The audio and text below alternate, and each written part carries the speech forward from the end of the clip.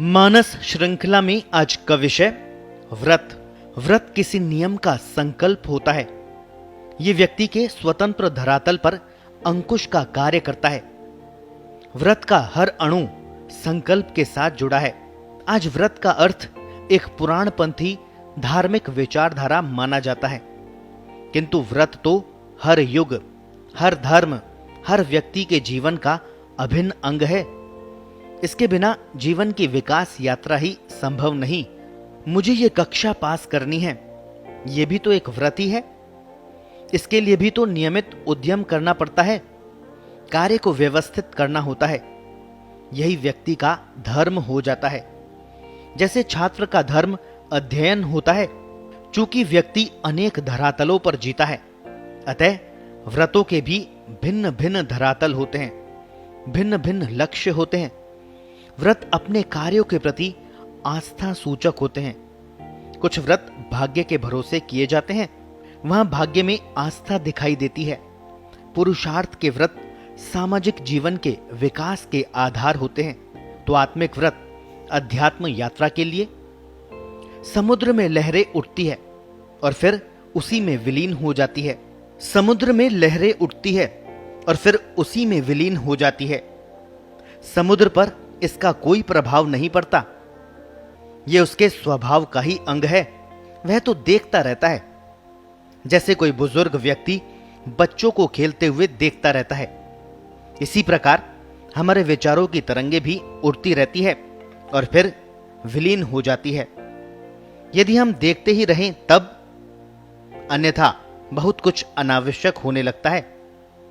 विचार हमारे मस्तिष्क के परिजन होते हैं और भाव हमारे मन के। इनसे तो सदा घिरे ही रहना है, किंतु इनके स्वभाव को समझते हुए भाव आते हैं। यदि आप देखते रहें तो चले भी जाएंगे।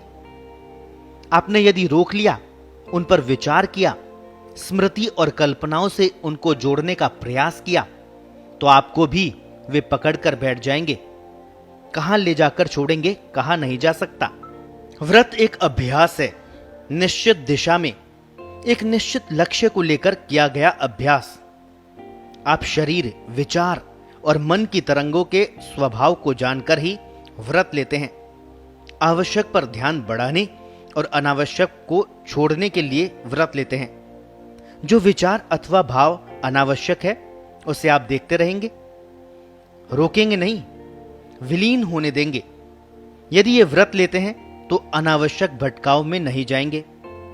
शरीर के लिए मिताहार सबसे बड़ा व्रत है। यह स्वास्थ्य का मूल सूत्र भी है और कष्ट, त्याग तथा तप का कारक भी, जो इच्छा शक्ति में दृढ़ता लाता है। यदि पूर्ण निष्ठा से व्रत किया जाए तो शरीर में हल्केपन का आभास होता है, पर देखा जा सकता है कि व्रत करने वाले सारे दिन अन्न के अलावा सब कुछ खाते रहते हैं। फिर लाभ कैसे मिलेगा? शारीरिक व्रत से मानसिक व आत्मिक तप करने की क्षमता भी बलवती होती है। वाणी, दर्शन आदि इंद्रियों के लिए भी व्रत मन के धरातल पर किया जाता है। चिंतन के धरातल पर भी सकारात्मक और नकारात्मक चिंतन के आधार पर व्रत किए जाते हैं।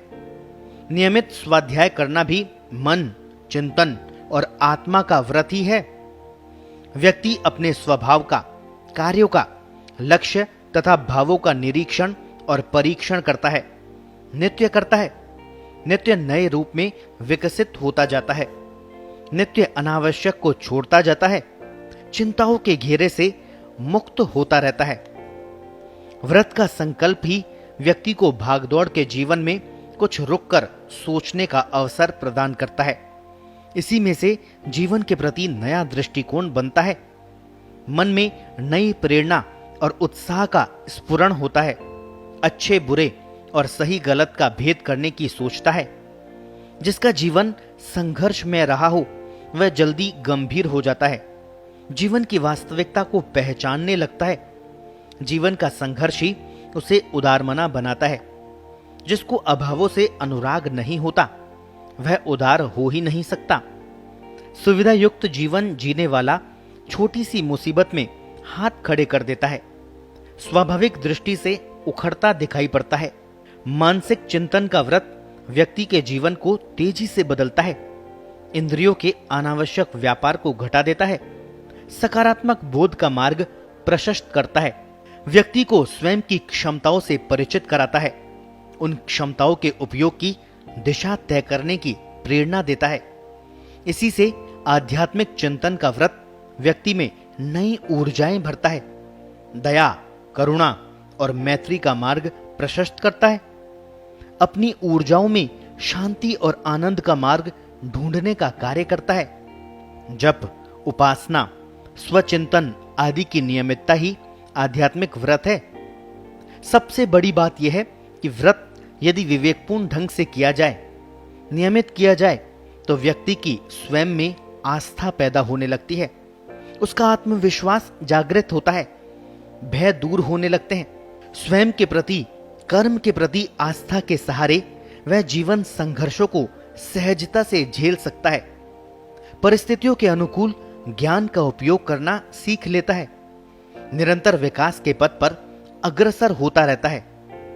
व्रत किसी प्रकार का धर्म नहीं है, किसी गुनाह को ढकने का मुखौटा भी नहीं है, गलतियों से मिलने वाले परिणामों को रोका भी नहीं जा सकता।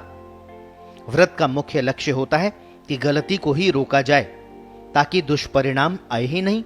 बंधनों से मुक्त होना ही व्रत का मूल लक्ष्य होता है।